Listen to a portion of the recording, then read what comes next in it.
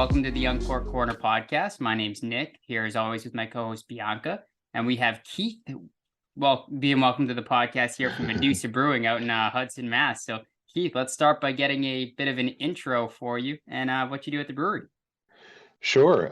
My name is Keith Antle. I'm one of two Keiths that run Medusa Brewing. I am the co-owner, head brewer. I think I'm the president and the chief operations officer, various other things, janitor sometimes. So I kind of do everything that there is to do with production side of the business, and my partners kind of deal with more of the business and marketing aspects of the brewery, and I just try to worry about making the beer. Absolutely. And Bianca and I got to visit the other day. So if you're ever out in the area, you want to take a drive out there, absolutely check it out. Brewery's awesome. And then you also have the second location. We can get into that in a little bit. But before we get into all that in the actual brewery, let's talk about your background in brewing, how you got started and sort of how it led to Medusa. Yeah, sure. Like a lot of kind of relatively newer breweries, my brewing background is in home brewing. Something I started, I guess it would be close to 18 years ago now, which seems like a really long time. And I really just got into home brewing because a lot of beer styles that I was fond of were European styles. And a lot of times those didn't make it to the United States in the best shape. They would spend, weeks and maybe months in container ships, getting kind of cooked. And by the time they were on a store shelf, they weren't always in the best shape. But anytime I had an opportunity to try like a real English bitter or some German Pilsner or something like that, it was always really good. So it seemed like the best way to get my hands on something like that was to learn how to make it myself. So that's kind of what I did, and I homebrewed for close to 10 years or so until the opportunity to get Medusa going came about. What was the first beer that you ever decided to try at home? And was it successful?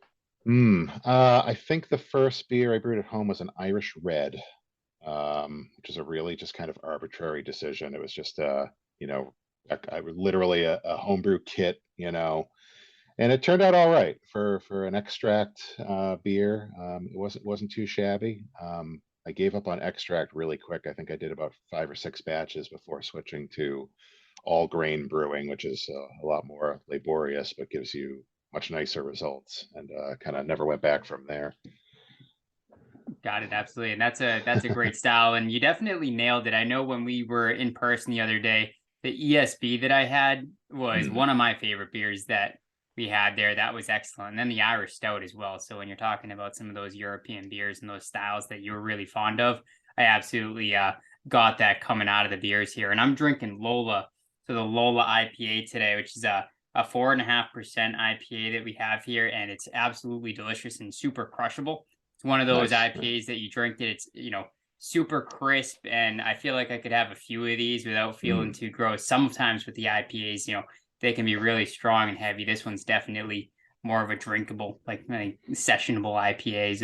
I think the term that people throw around there, but absolutely delicious. Nice. Yeah, Lola is was one of our core brands, and we've kind of pulled it back more into a rotational status. It's kind of tricky, the market, it varies a lot. All of a sudden, imperial IPAs, really strong IPAs will be in vogue, and then all of a sudden people kind of go in the other direction. They want these like sort of sessionable, 4.5s, and right now it seems like things are settling back more somewhere in the middle. So we've reintroduced Laser Kitten as a kind of a mid-strength IPA, and kind of rolled Lola back into more of a seasonal brand. Something that we'll bring out from time to time, because there's definitely still an audience for something that isn't going to get you too hammered too quickly. You can just kind of enjoy over the course of a day. Yeah, absolutely. And when it comes to talking a little bit more about seasonal beers, what beers do you have out in the rotation right now, sort of for this time of year, that are really, being showcased right now? Yeah, I mean, it's St. Patrick's Day month, so of course Irish Red. We have kind of a 2 Irish style beers. We do an Irish Red called County Hell, and a Irish Stout called Wake of the Medusa. We kind of bring those out every year around this time, and then you always have to be thinking ahead. So, of course, Cinco de Mayo is not that far off, and lagers take a little bit longer to make. So we are getting our Mexican style lager into the tank next week. That's a beer called Olmos that we brew just kind of late spring, mid spring, throughout the summer every year, and it's a real enjoyable kind of light, kind of classic version of a Mexican style lager. That sounds great. And you have a really wide variety of different beer styles and flavors. What, from your experience, is the most challenging type of beer to actually work with as a brewer? I think, people don't see what goes into everything behind the scenes. And of course, there's a lot of little complexities that people don't know about. And we got to see the tanks and all that yeast foaming. And it's just things that you don't even ever get to experience. So tell us a little bit about the most challenging type of beer that you work with and what that process looks like. Yeah, I think, you'll find a lot of people probably agree with this, but the simpler, lighter beers like Pilsners and things like that are really the most challenging to make well, because there's no place to hide your mistakes. You can make a base fermentation of like an IPA, but then you dry hop the heck out of it, and the hops just completely take over, and that's really what you're tasting. So there's a lot of margin for error in something like an IPA or a double IPA. But when you're dealing with Pilsners, and we make a beer called Luminary, which is like an American style cream ale. It's a very light, very mellow beer, and you really, if any little thing in the fermentation is off, it's just going to jump right out at the drinker, and just not be good. So you can't really make mistakes on those light ones. And I know when it comes to some of those light ones like Pilsner you named, you've had some pretty good success specifically with Duchovny, for example. So talk to us a little bit about that when it comes to some of the awards that you've gotten on your beers and your experience at those different award ceremonies. Yeah, Duchovny is a Czech style or Bohemian style Pilsner, and those are kind of distinguished by being maybe a little drier, a little bit hoppier, a little bit more bitter, a little more crisp, I guess, than kind of a German style.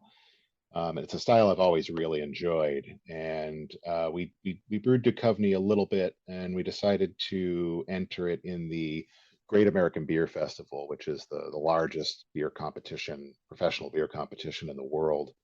It's run by the Brewers Association, and it is operated every 2 years alongside the Craft Brewers Conference that they put on. And we entered that one, and we were fortunate enough to receive the gold medal for it several years back. And it was great. It was really unexpected. You're up against usually dozens and dozens, sometimes hundreds of other beers just in your category. So it's really difficult to thread the needle and get noticed by judges, because most of those beers are probably really good. Probably half of those beers, depending on the judge, could easily medal.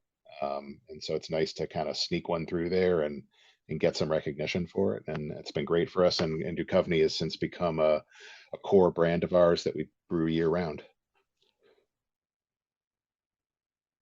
And you were saying there's a whole process involved with entering these different, contests, and these brewers, you all come together and everyone has different but somewhat similar styles. So it's obviously extremely challenging.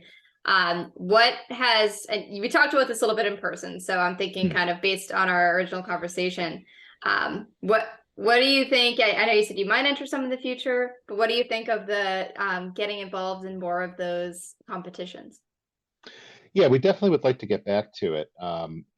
It's sort of, we kind of fell out of it with the pandemic and everything going on. Famously, the Craft Brewers Conference was canceled at the onset of the pandemic, and a lot of folks had beer in transit to competition. And as I told you, all of our competition beer was turned into hand sanitizer. So. So not optimal.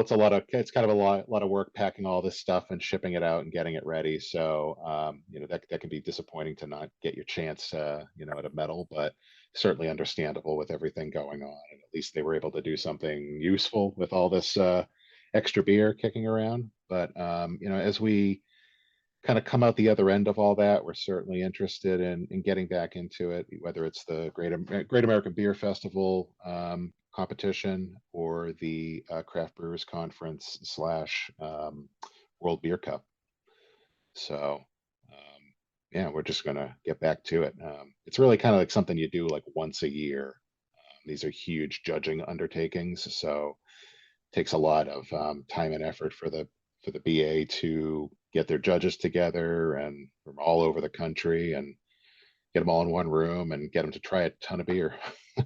And how much time do you spend deciding which beers you want to submit for this, or determining what beers, or if you brew any specifically for the purpose of sending Mm. to be judged? Yeah, there's a lot of like little tactics for things like that. So, IPAs in particular have a really strong freshness component to them. So, the hops are just going to be much more vibrant if the beer is relatively fresh and recently packaged. So certainly, if you're planning on submitting one of those, you need to time it appropriately. I know a lot of breweries have done little things like if they're brewing a batch that they know is going to competition, they might kind of add a little more dry hop than they might normally, just hoping that it's got a little more oomph by the time it reaches a judge. Um, that's an old homebrew competition trick too. Just kind of figure out, well, if I'm sending this in but nobody's going to actually crack this bottle or can for 3-4 weeks, it's already going to have a little bit of age on it. So I might have to, kind of grease that cog a little bit more and make that beer stand out than if it just was the normal version sitting on a shelf. You're trying to present that beer in the best possible state, like it would be if somebody bought it fresh at the brewery. So little things like that. And certainly some styles are, IPA is going to be hyper competitive, and there's going to be a lot of judges judging them and a lot of palate fatigue. And it can be hard to distinguish yourself in a category like that.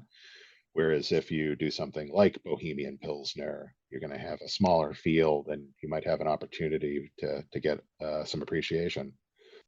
And it must be different going from starting home brewing, right, where it's kind of a hobby at first and something that you get really excited about, to doing this full time. Are you still making small batches for yourself at home, or are you just completely working full time, going home and saying, I'm just going to drink beer here and not do anything anything else at the house? Yeah, I think what the thing that you learn is that it takes, apart from some equipment issues, it takes about the same amount of time to make beer, whether you're making it 5 gallons at a time or 5,000 gallons at a time.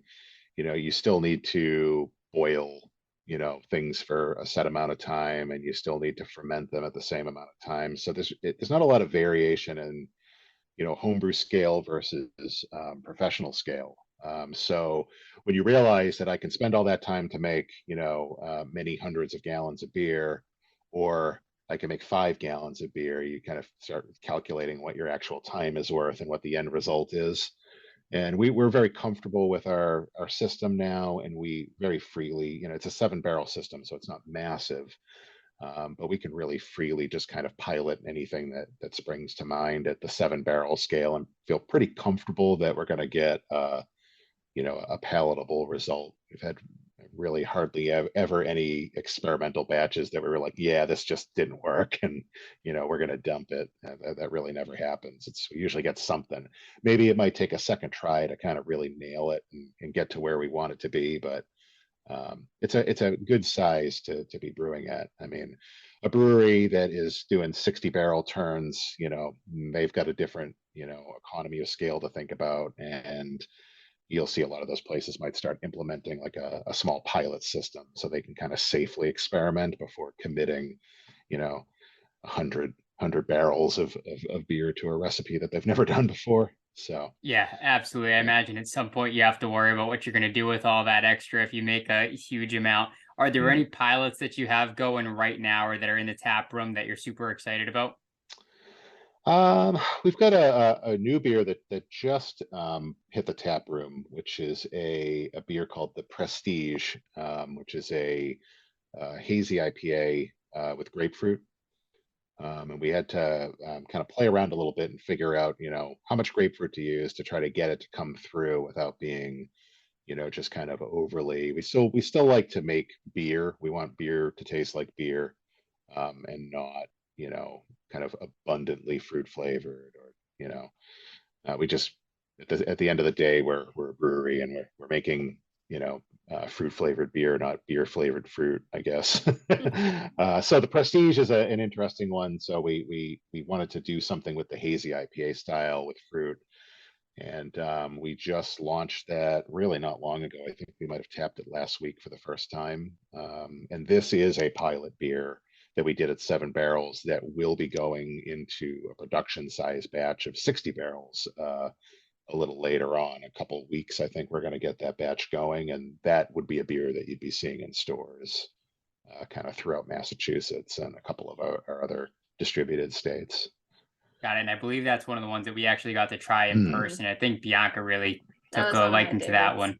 one. Yeah, that Yeah. one really jumped out at her. So we'll absolutely be looking for that one when it's out on the shelves. Now, to talk a little bit more about the tap room, I know you have two locations. We got to visit both. There's the actual Mhm. Medusa Brewery tap room, and then you have the Mhm. restaurant over at Wild Hare. Talk to us a little bit more in our audience just about the two locations, what they're all about, and who Yeah. might go to both. Yeah, for sure. As you saw, they have kind of different vibes to them. So the original tap room, which we opened about 8 years ago, we kind of describe as a little more mellow. It's got a real old school kind of New England bar vibe to it. Kind of dark, little cozy, long bar, lots of bar seats. We keep it kind of relaxed in there. And that's where, we have anywhere between maybe 15 and 20 beers on tap at any given time. Most of our retail products are available for purchase there as well. And we also have a kind of a partner business called Taco Gato, providing food. And Wild Hare is something we opened up about a year ago, which is just around the corner from our main tap room. And that has kind of a weird vibe to it, where it kind of starts off the day as a cafe and a bakery and kind of a breakfast and lunch kind of brunch sort of spot. And then as we get closer to evening, when we do dinner service, it becomes a little more of a kind of a gastronomical experience, like kind of more, sort of upscale, interesting kind of culinary food, so to speak. It's a different approach. It's something new for us that we haven't really gotten into. We used to tell people years ago that the reason we didn't have a kitchen was because we felt that we were a brewery and not restaurateurs per se. But as time goes on and you get comfortable with your core business, you see opportunities to branch out a little bit. People seem more interested in the dining component that goes along with the brewery component now, whereas 5 or 6, 7 years ago, people were pretty content to like sit at a picnic table in the middle of like an industrial space, like drinking beer, just in a corrugated steel building somewhere, and that was fine to have as a tap room. But I think as time goes on, people expect maybe a little more ambiance and vibe to the places that they go. And maybe they don't want to just, walk in with a pizza that they brought in from somewhere else. They actually are looking to, eat something on site and see what you can do. Absolutely. And some of that food definitely lends itself to different types of beers. And I know you have a different brewing strategy that you have going on there. We got to check out an extra space with some different barrel aging and things like that. Talk to Mhm. us about that and what you have going on in those barrels. Yeah, for sure. Wild Hair, has a lot of barrel aging space. We've got six 15-barrel oak fooders, so just giant oak barrels built for us by Fooder Crafters. Great company that pretty much just specializes in these, wood aging vessels. And then we have an array of wine and spirits barrels that we do smaller runs of conditioning. We've done beers so Bad Omen, for example, which is a kind of a fruited Belgian beer that we brew a lot at our main tap room. There's a version of that at Wild Hare that it's been aged for several months in Chardonnay barrels, which just kind of changes the character of the beer, kind of substantially, if you have them side by side. So it's quite interesting to do that to a tried and true recipe. And then we have other beers that are really only exist as kind of wood aged, barrel aged sort of beers. Oak Right is kind of a stock beer that we keep at Wild Hare. It's a foeder aged, oak aged pilsner. It's very kind of relatively briefly aged in oak, but it picks up some nice mellow, smooth character. Some people describe it as almost having like a subtle cotton candy note in the background, that you kind of pick up off of all this American oak. Um, and then, of course, you've got to do your bourbon barrel imperial stouts if you're going to do barrel aging. That's kind of a given. So we did some of our imperial stout archaism in Willet bourbon barrels, and we're going to be embarking on another bourbon barrel stout soon, using Basil Hayden barrels, which we're looking forward to as well. Yeah, and everything. I've never really seen such such different setups. I think it was really cool to be able to see one and then the other. And for me and Nick, we're always learning, and we're not the experts. We're just here to interview the experts, and we love learning about everything. So it's really cool to be able to see both and kind of learn about the different processes. And I think it's awesome how beer, wine, and spirits, really all three seem to cross one another. And I think a lot of times you'll see collaborative drinks with one and the other. You'll see, wines that are made in bourbon barrels, and you'll see beers that are made with wines, and you'll see like all this crossover. And I think that that's a really cool thing about this industry, that we love to like learn about what people are working on, because there's always something new coming out. Oh yeah, for sure. And inter brewery collaborations are kind of nonstop these days. So we've done numerous ones with places like Amory's Tomb, which is just kind of next door to us in Maynard, Mass. We love working with them, especially on anything kind of European bent. That's kind of a thing that they like to get into as well. We did a great IPA collaboration with Foundation up in Maine. We've done some beers with them from time to time, and yeah, we just kind of keep cranking away at those. It's just fun to kind of interact with some of our colleagues. The brewing industry is a very friendly industry, considering that we are all technically in competition with one another, and we're fighting for shelf space, and we're fighting for tap handles in bars. But not many of us really seem to have much of an appetite to get kind of nasty about it. So everyone's pretty friendly, and we help each other out a lot with, if you're short on an ingredient unexpectedly, usually somebody's gonna be there to kind of give you a hand. And the collabs are always fun. So looking forward to hopefully getting some more of those off the ground. Absolutely, and that's definitely something that we've noticed as well. We haven't really run into two rival breweries or anything like that that seem to really target each other in ads or anything like that. It seems very Hmm. friendly. Talk to us a little bit more about the core lineup. So, what are the beers that you have that are always out on rotation that people can go and expect to find at their local stores, or even the big box stores? Yeah, sure. So we have four core beers that are really just made year round, and you should be able to find in most, kind of certainly in Massachusetts. I think most beer stores probably have some of these at least, grocery stores, things like that. But Laser Cat is by far kind of the flagship brand. Laser Cat's a 8% Imperial IPA. And it is just kind of a slightly older school. It's not a hazy IPA. It's a little more retro than that. Made with a ton of Citra hops, so it's got a really just kind of nice, fruity, citrusy, tropical kind of character to it. We also use Nugget, which gives it a little bit of a kind of an older school, earthier kind of backbone to it. But for the most part, it's a real dry, drinkable for 8% alcohol anyway. And we've been brewing that one for several years now, and it's always kind of just been like that most popular beer that people seem to come back to a lot. So that's definitely the one you're going to see most often. We do a hazy IPA called Light Runner that's brewed year round as well. Duchovny, the Czech style Pilsner, of course, we mentioned that earlier. And then also, as I mentioned, Lola has sort of taken a step out of the core annual kind of lineup and has been replaced with Laser Kitten, which is kind of a lighter, I guess, version of Laser Cat.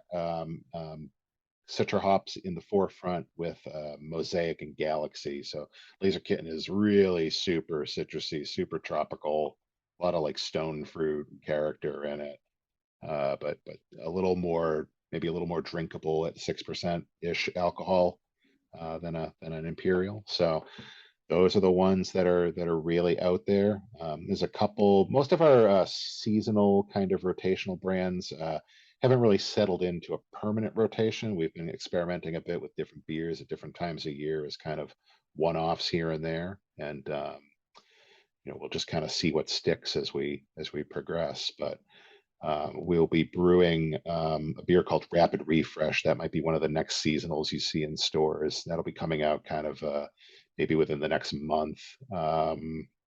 And that is just kind of a light-bodied American wheat ale made with a ton of orange and lemon zest. Just a really kind of crisp, refreshing, kind of really crushable beer. So looking forward to getting that one back out. Definitely looking forward to trying that one as well. Now, a lot of your names, you're kind of in multiple different locations here with Medusa, for example. Some of them seem to follow along with that mythology. And then I've seen other ones like Laser Cat, for example. Where does the methodology behind the names come from? Like, where did Laser Cat come from? What's the story behind that? Yeah, that's a weird one. Laser Cat started as an April Fool's Day joke when we were getting the brewery in the planning stages. We had to do a signage review with the historical commission since we're right in the center of Hudson. So anything you do on the exterior of your building kind of has to get approval to make sure it's not too peculiar for the center of town. And so we had a mock-up of our building with our signage that we had planned on using. And just as a sort of internal joke, I had photoshopped a dumb internet cat with giant lasers shooting out of its eyes. And I was like, we got approved, this is the front of our building. And we put that on social media just kind of as a joke, and people just seemed to really enjoy it. And it got like an astonishing amount of activity and traction compared to prior social media posts. And a lot of people were like, oh, you got to make a laser cat beer. You got to make a laser cat beer. And eventually down the road, when we finally got open and finally got access to some more interesting hops, because we actually opened kind of on the tail end of like a hop availability crisis. So it was kind of hard to get some of your classic, things that we take for granted now, like Citra.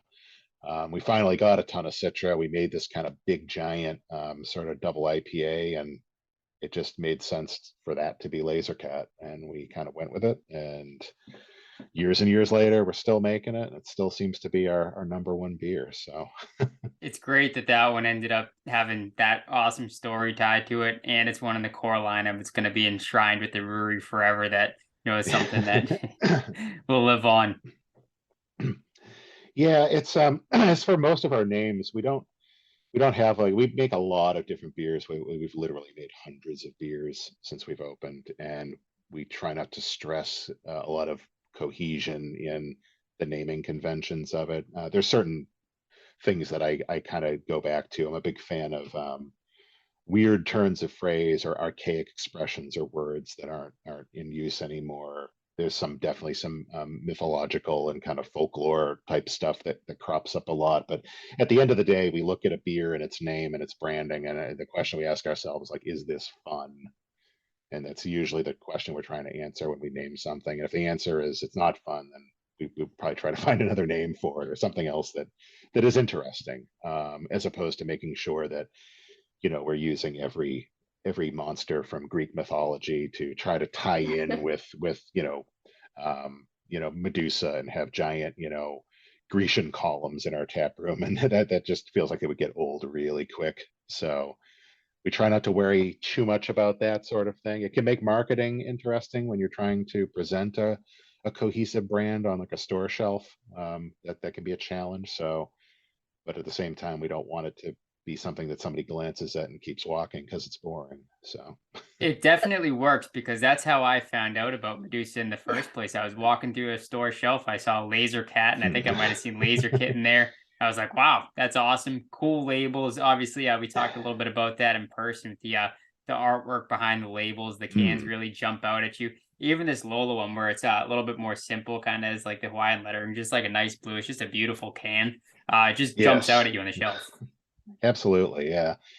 Yeah. It's, we try to let the art, have as when you look at our cans, you'll see that our actual brewery name is not particularly prominent on the front of the can. Which is maybe not the greatest, marketing effort if you're trying to get your name out there. But at the same time, we figure if you put something interesting on the can, people will look at it and they will see your name. Whereas if, another brand if their can is 90% their logo, you might just kind of move on. You're like, oh, I know those guys, or, whatever. I'll look at something else. Oh, that over there is really shiny. Take a look at that instead. So that's kind of been our approach for a long time. We like to play around with the art. We've used a lot of different artists, some in-house people. Even myself, I've done a few can labels. Our sales manager has done a few. We've used local tattoo artists to, work on art projects for us. It's just kind of, we just try to have fun with it because there's a lot of people out there making art, and we can kind of diversify and make it interesting. I mean, the labels are definitely fun. I'm guilty of walking into a store and picking something based on what it looks like. Don't Mm, judge a book by its cover. Not always accurate for me, that's for sure. But your team in general just seemed like a really fun group. I think everyone seems very passionate and excited about what they're doing. It speaks volumes, I think, about what you do, obviously about who your team is, and just even everybody that I've seen on social media, and just my friend that lives in the area. It just seems like everyone knows who you guys are and has nothing but positive things to say. So outside of beer, it seems like you as a group are just really great people. yeah, we're really lucky because we've got, a decent amount of longevity with a lot of our employees. I think I told you that my two brewers that work with me, both started out as bartenders when we opened, and we slowly over time kind of migrated them into helping out in the brewery to the point where they were, you know, became full-time brewers in there with me, and to the point where, the beer that you mentioned earlier, Standard Nerd, which is, the ESB made with Earl Grey tea, that's their recipe.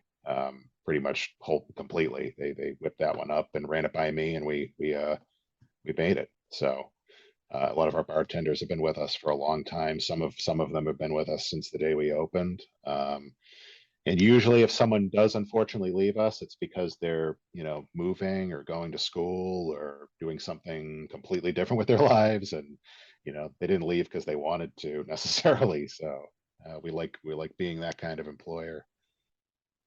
Yeah, that's awesome. And one fun question before we wrap. It's the end of the day, you're going home, you're just going to relax, you're kicking back, you get a beer, and you have one thing you get to pick to watch. Maybe it's a movie, maybe it's a show that you really like. What's your choice? Oh boy.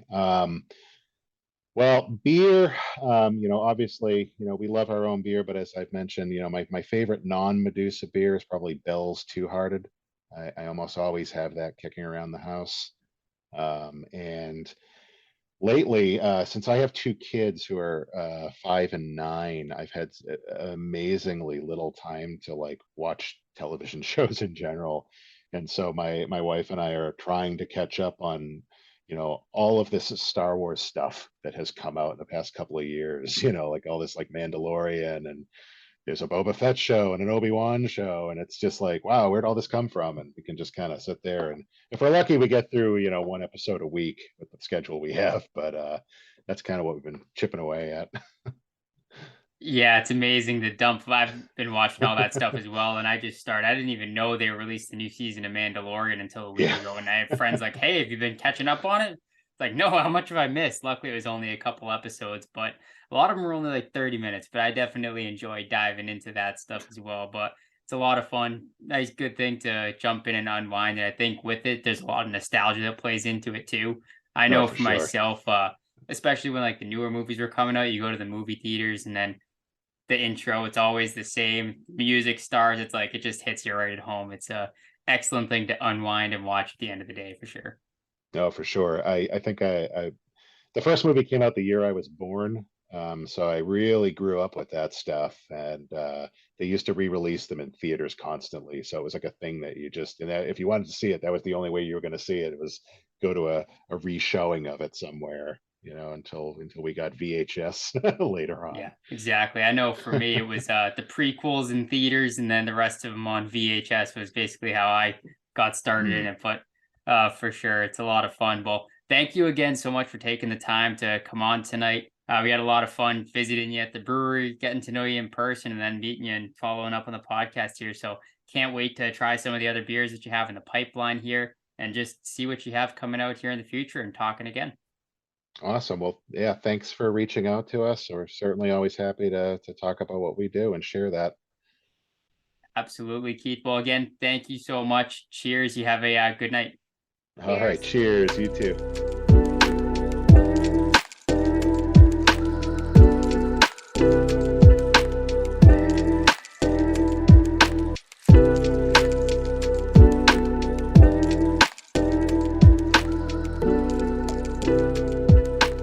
Be sure to follow us on social at Uncorked Corner and on the blog at uncorkedcorner.com for a taste of more food and beverage content.